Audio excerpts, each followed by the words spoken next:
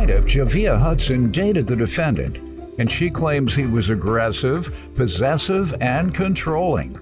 Javia says when she tried to break up with the defendant, he threatened her with a knife, and she's suing him today for the cost of a car. Defendant John Payne admits that he made mistakes while with Javia, and he deeply regrets his behavior. John insists he's trying to turn his life around because he has a child with Javia and wants to be in his son's life. All rise. This court is now in session. The Honorable Judge Greg Mathis presiding.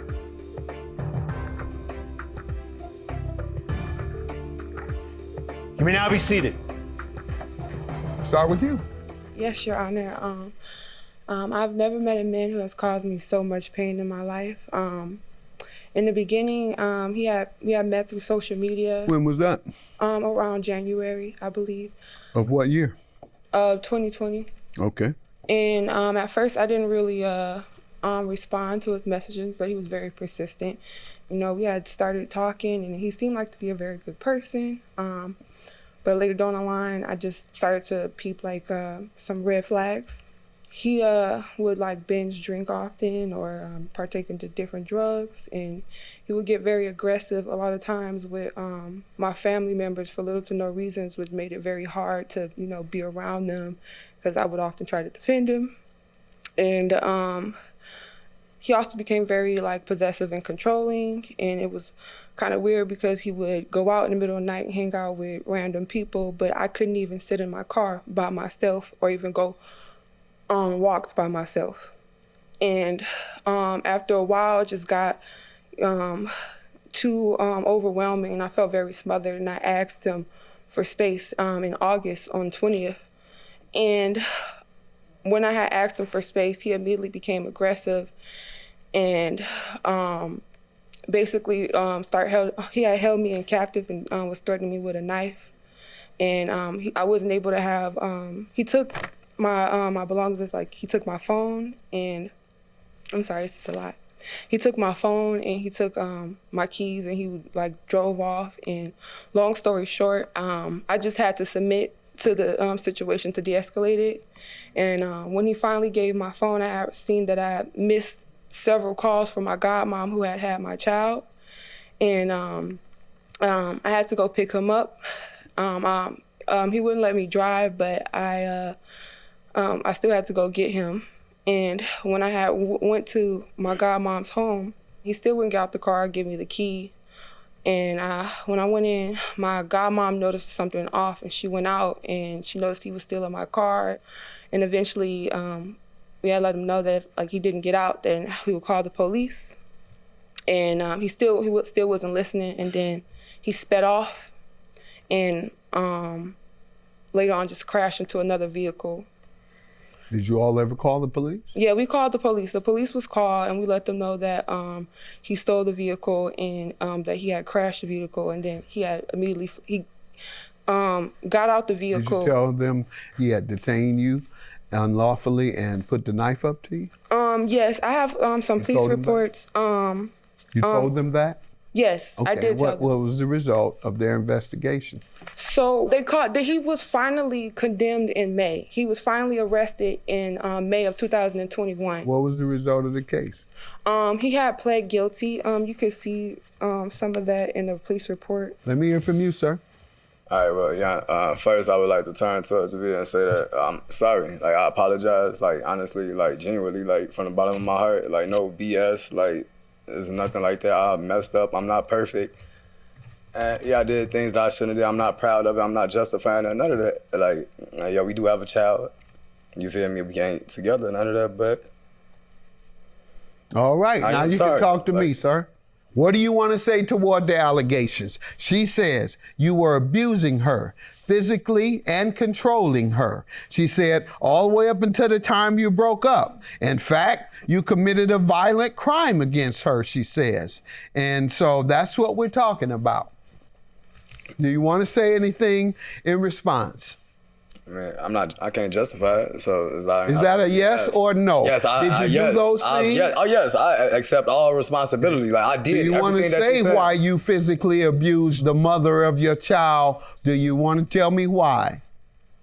Well, my mind wasn't in the right place. Actually, since I was probably about 15, 16, my mind, it wasn't like mental. It's just like, like my emotions. Like I was emotionally more. Did you have your driven. mom or dad in the house? Yes, I had my mother and my father just came back. He was gone for like 10 years.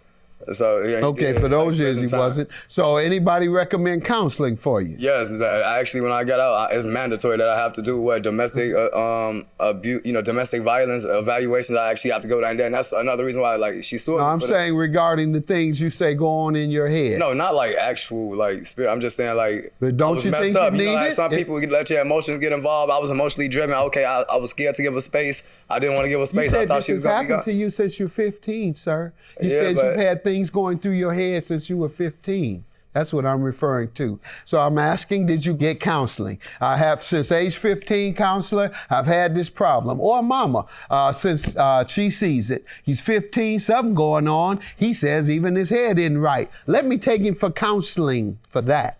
My mom, she's put me in hospitals to get like the evaluations and everything, and then that's when I learned my little coping skills that's actually like constructive instead of just like smoking, all that type stuff. Like actually like working out, I didn't find my coping skills, so that's how I try to do it. But then when I got out, I've been in an unstable situation since the 15, like whether it was running away, getting pit out. So my mind, I'm more emotionally driven. Like I be irrational or like just like. I make the wrong decisions, like impulsive at that point. And at that point, yes, like she said, I was binge drinking.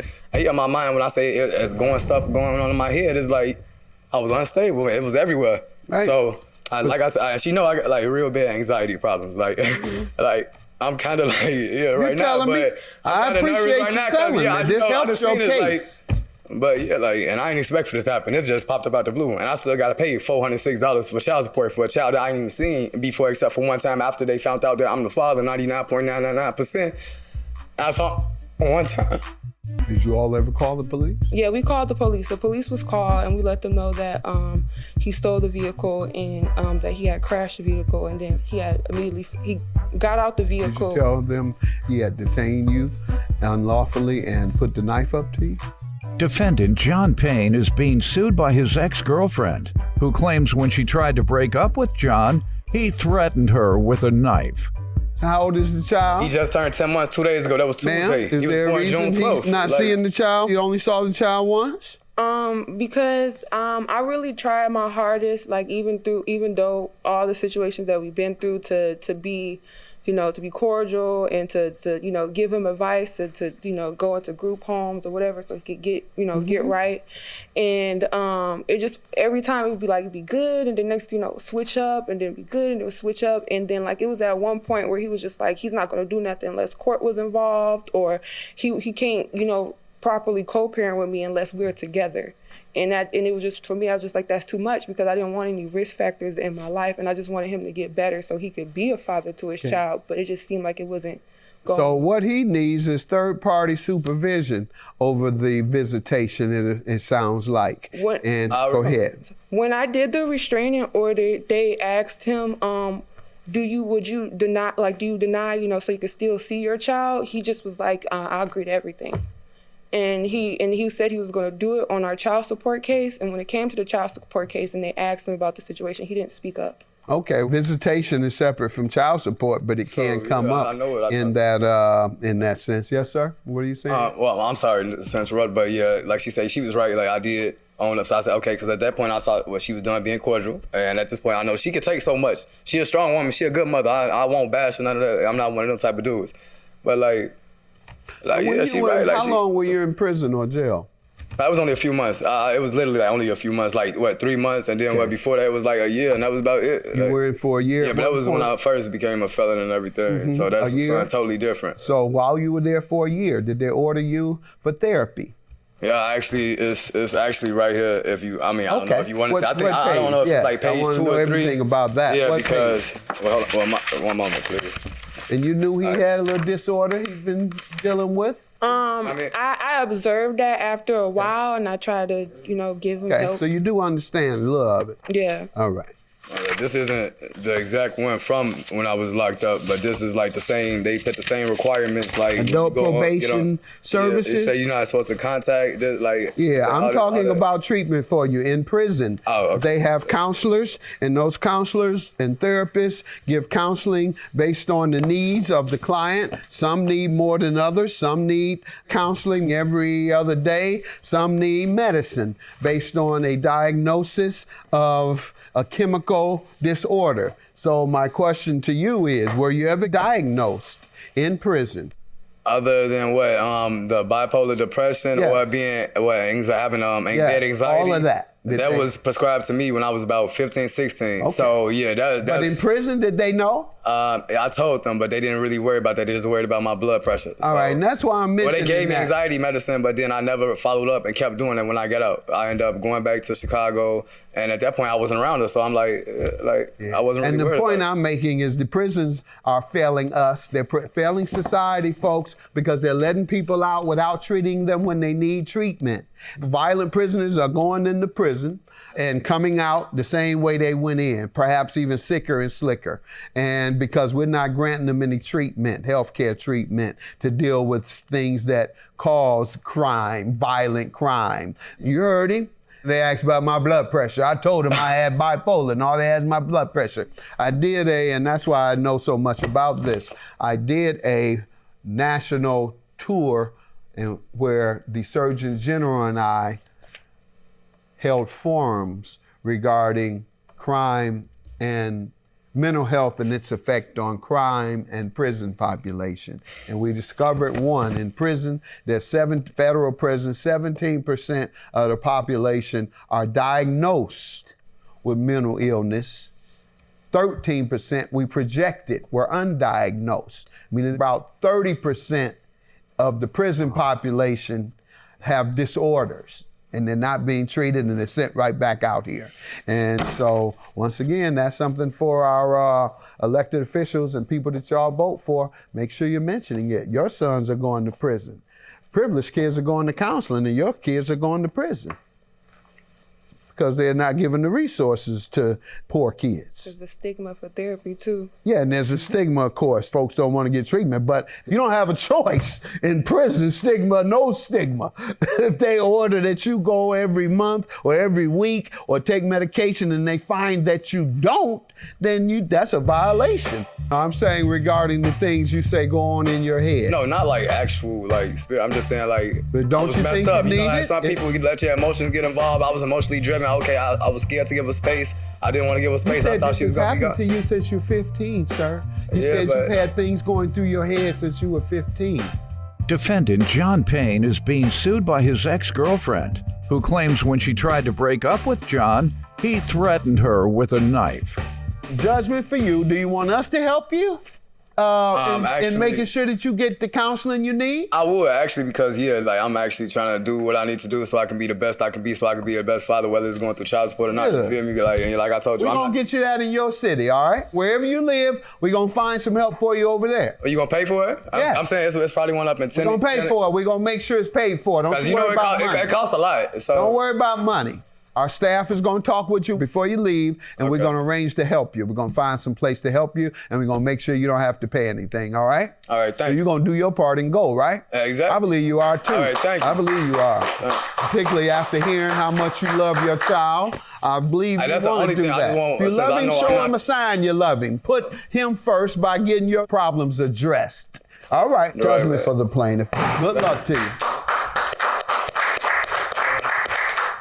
I just really wish that you could have been the man that you promised to be, and I really hope that you get some help and you could stay consistent so you could be the father that you deserve to be, because I know you have really good potential. You're very intelligent, so I want you to use that and become a better person. You look lovely. I love the locks. And other than that, I just want you a good mother at the end of the day, Javier. I never said what you had 2 on your own. The other one came with me. It didn't work out, but I know I wasn't the man that I was supposed to be. When I'm working on that, I take each and every day, you probably taught me, you take each and every day trying to be a better person than I was yesterday. That I learned that low-key from you feel me? So, I'm just, even though I'm not there and I would like to be, the child more important. So, and I know you're a good mother, so you're gonna do what you need to do. And just, that's the only thing I ask. Even if I can't be with you like I want to, you hear me, just say, do your stuff, you know, handle your business as a woman, like you've been doing. And don't let whatever we got going on ever be taken out on him to treat her, let him be your first love, you know? And don't forget to do this for yourself, okay? Not just your child, most importantly your child, but do this for yourself too, okay?